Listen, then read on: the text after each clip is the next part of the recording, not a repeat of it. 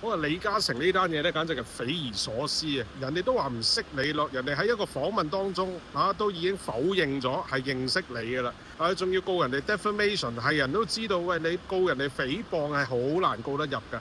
你仲要根本上係冇一個直接 linkage。好笑嘅一樣嘢就係，如果你話周秀娜博宣傳，有乜嘢人會因為做人哋小三用呢一樣嘢嚟博宣傳㗎？大佬，有錢就並不是大曬嘅，係咪？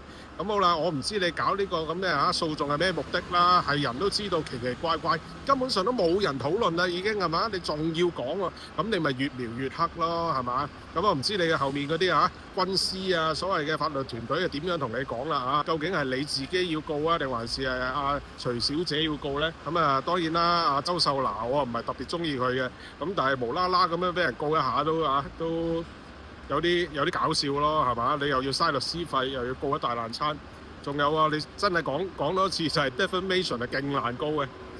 你諗下啦，你睇翻以前嗰啲有幾多單係真係告得入咧？少之又少。